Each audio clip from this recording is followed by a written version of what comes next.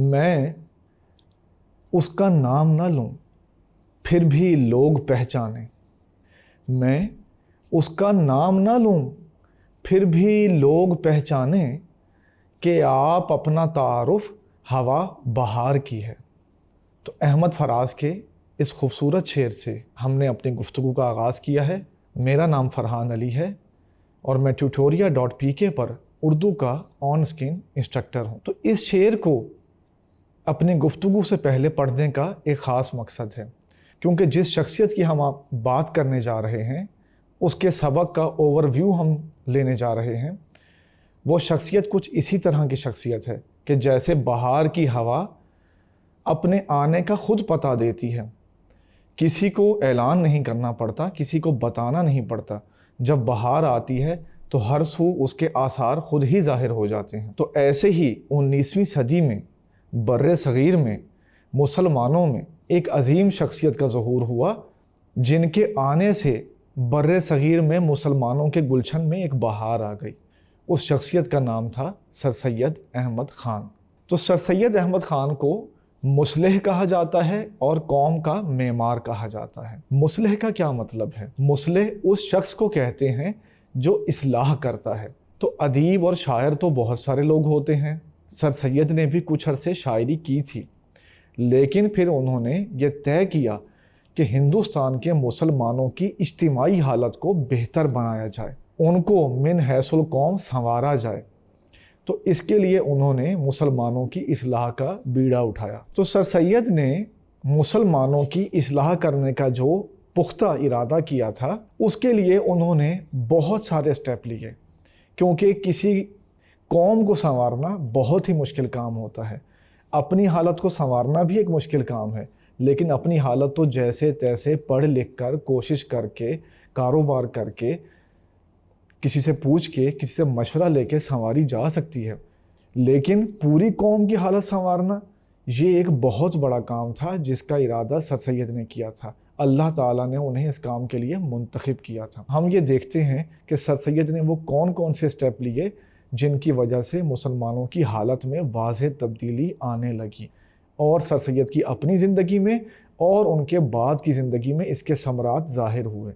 तो एक स्टेप जो सर सैयद ने लिया वो था रिसाला तहज़ीबुल अखलाक की इशाअत। तहज़ीबुल अखलाक एक रिसाला था जिसमें सर सैयद ने मज़ामीन लिखना शुरू किए और अपने रुफ़का यानी अपने साथियों को, मौलाना मोहम्मद हुसैन आज़ाद को, शिबली को, हाली को, मोहसिन मुल्क को और दीगर जो गरां कदर बड़े सग़ीर में मुसलमानों की शख्सियात थीं, उनको कहा कि वो मज़ामीन लिखें।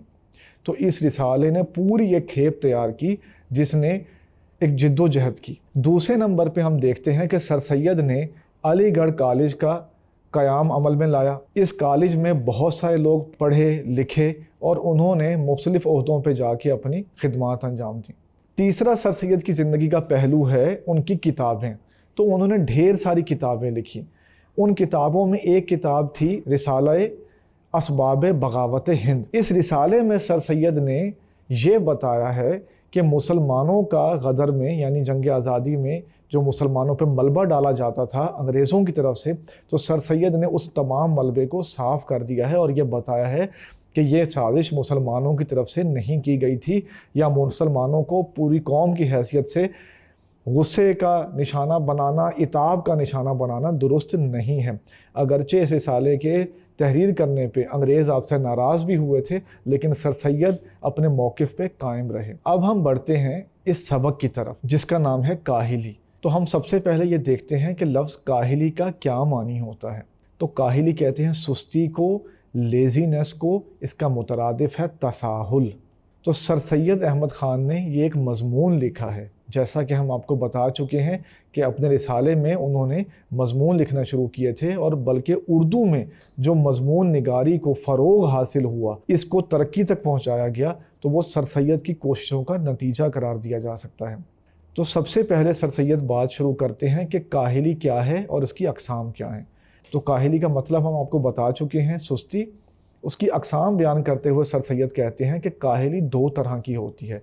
एक काहिली होती है फ़िज़िकल नौइयत की, यानी जिस्मानी किस्म की। सर सैयद कहते हैं कि आम लोगों का ये समझना है, आम लोगों को ये मुगालता है, गलतफ़हमी है کہ صرف وہ شخص کاہل ہے کہ جو چلتا پھرتا نہ ہو، بھاری بھرکم کام نہ کرتا ہو، ایک جگہ پڑا رہتا ہو، تو لوگ سمجھتے ہیں یہ کاہل ہے۔ سر سید کہتے ہیں کہ اصل کاہل تو وہ شخص ہے جو اپنے دلی قوا کو کام میں نہ لائے۔ ہم اب یہ دیکھتے ہیں کہ دلی قوا کیا ہوتے ہیں۔ تو دلی قوا کا مطلب ہے دل کی طاقتیں۔ اللہ تعالیٰ نے انسان کو بے شمار صلاحیتوں سے نوازا ہے۔ کچھ صلاحیتیں اس میں فزیکل نوعیت کی ہیں، یعنی ہاتھ پاؤں کی صلاحیتیں ہیں، دیکھنے سننے کی صلاحیتیں ہیں، اور کچھ صلاحیتیں اس میں ہیں جو اس کے انر میں ہیں، ٹھیک ہے، یعنی غور و فکر کرنے کی صلاحیت ہے، عقل کی صلاحیت ہے، شعور کی صلاحیت ہے، قوت فیصلہ ہے، اعتماد ہے، ارادہ ہے۔ یہ ساری وہ چیزیں ہیں جو دلی قوا میں شامل ہیں۔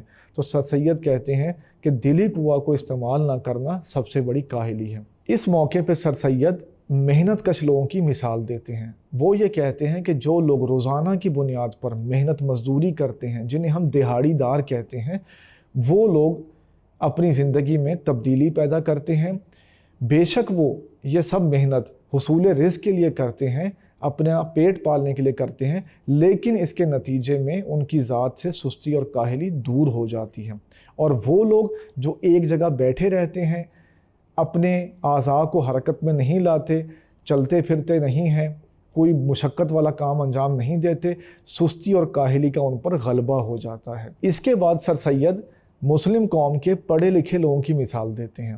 وہ یہ کہتے ہیں کہ ہمارے مسلم معاشرے میں بہت سارے لوگ ایسے ہیں جو تعلیم کا شوق رکھتے ہیں، مدرسوں میں جاتے ہیں، کالجوں میں جاتے ہیں، یونیورسٹیوں میں جاتے ہیں اور بڑی بڑی ڈگریاں حاصل کرتے ہیں۔ وہ کہتے ہیں کہ یہاں تک تو بات تھی ٹھیک، لیکن جو عملی زندگی میں جب وہ آتے ہیں، اپنی پریکٹیکل لائف میں آتے ہیں، تو اپنے گھریلو زندگی میں، اپنی دفتری زندگی میں اور اپنی سماجی زندگی میں، سوشل لائف میں، وہ اپنی تعلیم کو اور اپنے شعور کو استعمال نہیں کرتے۔ سر سید کہتے ہیں کہ اگر کوئی شخص اپنی صلاحیتوں کو استعمال نہ کرے تو آہستہ آہستہ اس کی صلاحیتیں ماند پڑ جاتی ہیں، اس کا ذہن کند ہو جاتا ہے، اس کو زنگ لگ جاتا ہے۔ تو اس موقع پر اس انسان میں جو ایک پڑھا لکھا انسان ہے، تعلیم یافتہ انسان ہے، اس میں اور ایک جانور میں کوئی فرق نہیں رہتا۔ وہ بھی جانور کی طرح حالات کے بدلنے کا منتظر رہتا ہے، دوسروں کی مدد کا منتظر رہتا ہے، اس کو ایک بے چارگی کا احساس رہتا ہے۔ وہ یہ سوچتا ہے کہ کوئی شخص آئے اور مجھے اس حالت سے نکالے۔ سر سید اپنے مضمون کو آگے بڑھاتے ہوئے لکھتے ہیں کہ کچھ لوگ ایسے ہوتے ہیں کہ جو کسی عہدے پر فائز ہوتے ہیں، کسی منصب پر فائز ہوتے ہیں۔ پچھلے پیراگراف میں انہوں نے کہا تھا، پڑھے لکھے لوگوں کا ذکر کیا تھا، تو اب وہ بات کر رہے ہیں عہدوں پہ فائز لوگوں کی، نوکری پیشہ لوگوں کی۔ وہ کہتے ہیں کہ کسی ایسے شخص کا خیال اپنے ذہن میں لے کر آئیں جو کسی اچھی نوکری پر فائز ہے اور اس نوکری کو انجام دینے میں اسے کوئی خاص مشقت محنت نہیں کرنی پڑتی، بڑی سہولت والا کام ہے، کرسی پہ بیٹھنے والا کام ہے، تو اس طرح کام ہے، اور اس کام کے نتیجے میں جو اس کو تنخواہ ملتی ہے وہ بھی اتنی وافر ہوتی ہے کہ اس شخص کی زندگی کی ضروریات آسانی سے پوری ہو جاتی ہیں۔ سر سید کہتے ہیں اگر کوئی شخص ایسا ہے تو اس بات کا قوی امکان ہے کہ وہ اپنی محنت اور مشقت کی عادت کو چھوڑ کر سستی اور کاہلی میں مبتلا ہو جائے گا۔ ایسا ہو سکتا ہے کہ وہ مزیدار کھانوں کا رسیا ہو جائے، وہ جوا کھیلنے کی لت میں مبتلا ہو جائے، یا وہ ناچ گانے کی طرف مائل ہو جائے، خالی تماش بینی جو ہے وہ اس کی زندگی کا مقصد بن جائے، اسے اس میں تسکین ملنے لگے۔ تو سر سید کہتے ہیں ایک ایسے شخص کے لیے کہ جو پڑھا لکھا بھی ہے اور کسی اعلیٰ عہدے پہ فائز ہے، اس کے لیے یہ سب باتیں نقصان دہ ہیں، اس کی شخصیت کو تباہ کرنے کا باعث ہیں، تو ان باتوں سے اس کو دور رہنا چاہیے۔ اور مثال دیتے ہوئے سر سید کہتے ہیں کہ جیسے ہندوستان میں ایسے زمیندار ہوئے کہ جن کی زمین کا ٹیکس گورنمنٹ نے معاف کر رکھا تھا اور وہ زمیندار صرف عیاشی میں مبتلا تھے، انہوں نے اپنی زندگی بیکار کاموں میں، فضول سرگرمیوں میں گزار دی۔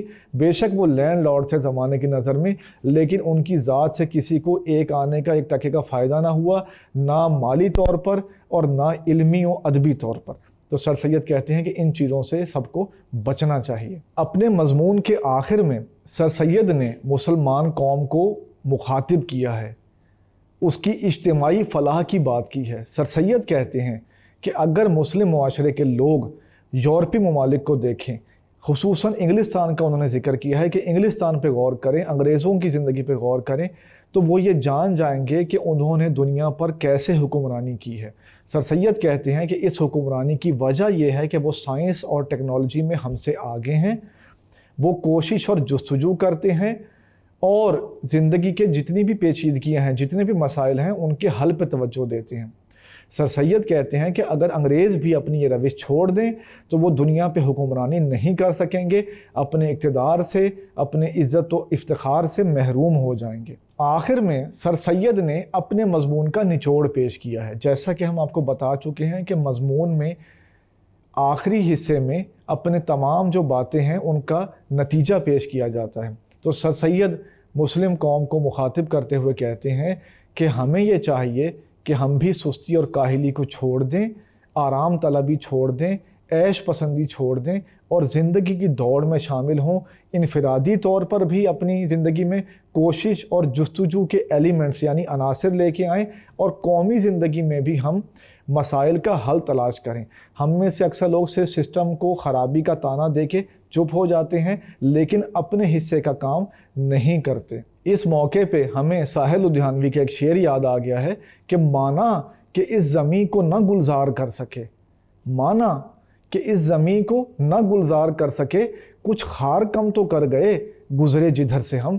تو ہر شخص جب اپنے حصے کا کردار ادا کرے گا، اپنے حصے کے کانٹے چنے گا، تو بعد میں آنے والوں کو زیادہ سے زیادہ آسانی ملے گی، صاف ستھرا رستہ ملے گا۔ تو سر سید کہتے ہیں کہ اگر مسلم قوم دنیا میں صف اول طاقت کے طور پر ابھرنا چاہتی ہے، ٹیکنالوجی اور سائنس میں ترقی کرنا چاہتی ہے، دنیا پہ غلبہ پانا چاہتی ہے، اپنی عزت اور وقار کو بحال کرنا چاہتی ہے، تو پہلی فرصت میں اسے کاہلی سے اپنی جان چھڑانی ہوگی۔ تو ہم نے آپ کے سامنے اس سبق کا تعارف پیش کیا، اس کے مصنف کا تعارف اور ان کی حیات اور خدمات کا ذکر کیا، اور اس مضمون کا مقصد بیان کیا کہ سر سید نے یہ مضمون کیوں لکھا ہے اور اس مضمون میں کیا کیا باتیں کی ہیں۔